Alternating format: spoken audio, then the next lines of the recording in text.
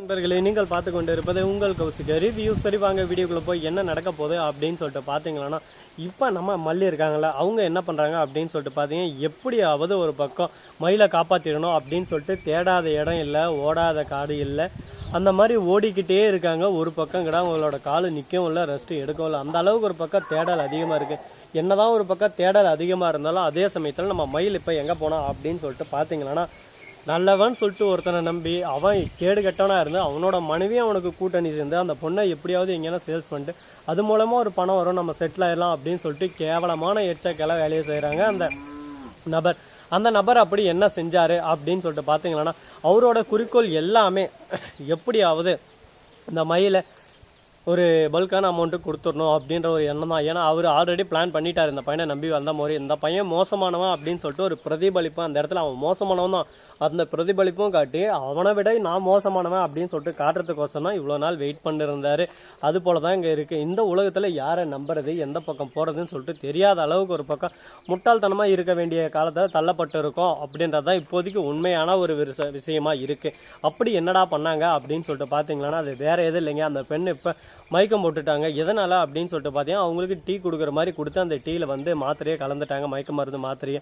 24 hours அவங்களோட சுயநினைவுக்கே வர முடியாது. அதுக்குள்ளே யாருக்கு ஃபோன் பண்ண முடியுமோ, எங்கே ஃபோன் பண்ணுமோ ஃபோன் பண்ணி இந்த மாதிரி என்கிட்ட இருக்காங்க, ஃபோட்டோ அனுப்புகிறா அப்படின்னு சொல்லிட்டு எல்லா டீலிங்கும் பேசினு இருக்காங்க. அடா பாவிடே, நீ எல்லாம் மனுஷனடா, இந்த மாதிரியெல்லாம் ஒரு பக்கம் பண்ணிட்டு இருக்கே, உனக்கெல்லாம் வெக்கம் மானம் சூடு சொரணம் எதுவுமே இல்லையாடா அப்படின்னு சொல்லிட்டு நம்ம கேட்க தோணுது. இந்த மாதிரி ஆளுங்களெல்லாங்க தேடி போய் அடி நடிச்சு அவன் மூஞ்சி எல்லாம் உடைக்கணும்னு சொல்கிறது. என்னங்க பண்ணுறது, காலம் கடந்து போச்சு, நேரம் ஓடி போச்சு, இதுக்கு மேலே நம்ம ஒன்றும் பண்ண முடியாது அல்லவா. அதனால் எது என்னதான் நடக்கட்டுமே அப்படின்னு சொல்லிட்டு எல்லாத்தையும் ஒரு பக்கம் ஏற்றுக்கிட்டு போகிறது மட்டும்தான் நம்ம வாழ்க்கையில் ஒரு பாசிட்டிவ் திங்கிங்காக இருக்கும். அதே சமயத்தில் நம்ம விஜய் மயிலை கண்டுபிடிச்சிருவாரா, விஜய் மயிலை கண்டுபிடிச்சி கிட்ட நெருங்கிட்டாரா அப்படின்னு சொல்லிட்டு பார்த்தீங்கன்னா, அவரால் முடிஞ்ச வரைக்கும் அவர் எஃபெக்ட் போட்டு தான் இருக்காரு. எப்படின்னா மயிலை நெருங்கிடணும், மயிலை கண்டுபிடிச்சிடணும், எல்லா உண்மையிலும் ஒரு பக்கம் வெளிச்சத்துக்கு கொண்டு வரணும்னு சொல்லிட்டு. ஆனால் அவரால் நெருங்கவும் முடியல, ஒன்றும் முடியல. ஏன்னா மயில் வந்து அந்த போலீஸ் ஸ்டேஷனுக்கே வந்திருந்தாலும் மயிலை காப்பாற்றிட்டு இருக்கான். அவங்க அவசரப்பட்டு அவனோட பேச்சை கேட்டு அங்கே போனால் தான் இப்போ மிகப்பெரிய ஒரு சிக்கல்லே போய் முடிஞ்சிருச்சுங்க.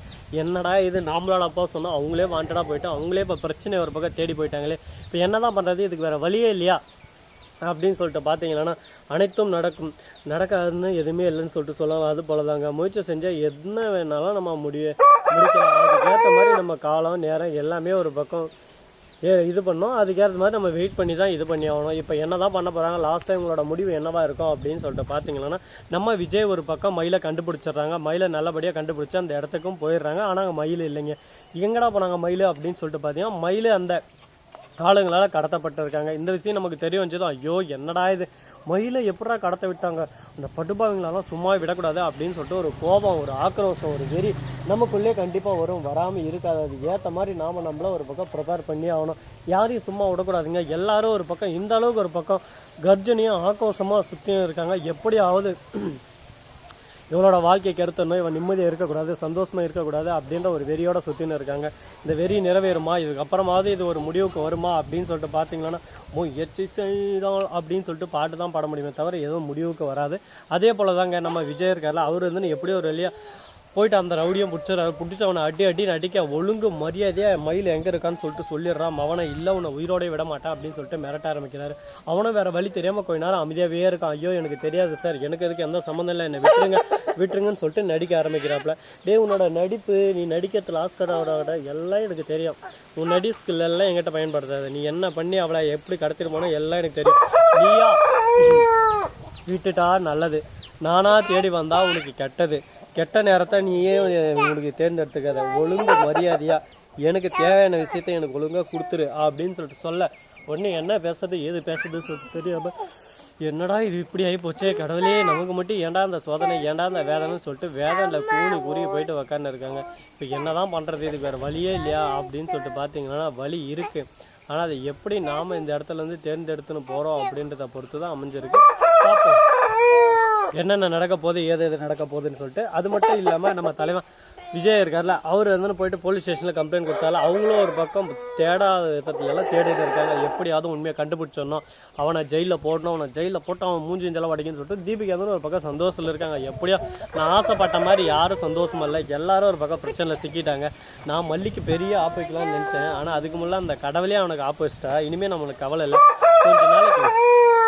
கொஞ்ச நேரம் போரு தலைவா அப்படின்ற மாதிரி தான் இங்கே சொல்கிறதா இருக்குது. என்னங்க பண்ணுறது? இப்போ வந்து நம்ம விஜய் இருக்கார்ல, அவர் வந்து போலீஸ் அதிகாரிகிட்ட சொல்கிறார், இந்த இடத்துல தான் இருக்கா, அவனை கட்டி போட்டு வச்சுருக்கேன், நீங்கள் இப்போ வந்தால் கரெக்டாக இருக்குன்னு சொல்லிட்டு.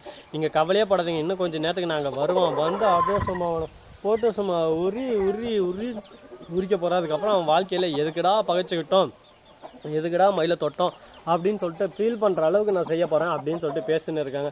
இதை கேட்டதான் என்ன பேசுறது ஏது பேசுறதுன்னு சொல்லிட்டு தெரியாமல், என்னடா இது எப்படி போனாலும் நமக்கே ஒரு பக்கம் சிக்கலாக இருக்குது, சிக்கல் மேலே சிக்கல், விக்கல் மேலே விக்கல் அப்படின்னு சொல்லிட்டு ஃபீல் பண்ணியிருக்காங்க. கவலையாக வேண்டாங்க, நம்ம ஜெயிக்கிறதுக்கான நேரம் வந்துருச்சு. இதுக்கப்புறம் நாம தான் அப்படின்றது உறுதி ஆயிடுச்சு. இதுக்கப்புறம் எப்படி நம்ம வரப்போகிறோம், எந்த விதத்தில் வரப்போகிறோம் அப்படின்றத நாம தான் தேர்ந்தெடுத்தாகணும். பார்ப்போம், இன்னும் மெல்ல மெல்ல மெல்ல என்ன நடக்க போகுது அப்படின்னு சொல்லிட்டு பொறுத்து வந்து பார்ப்போம்.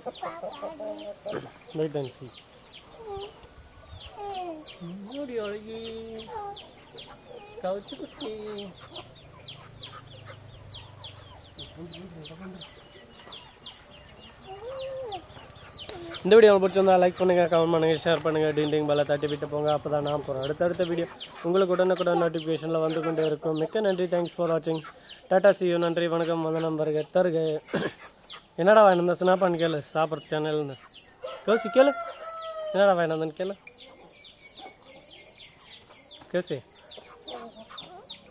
கேளுமா.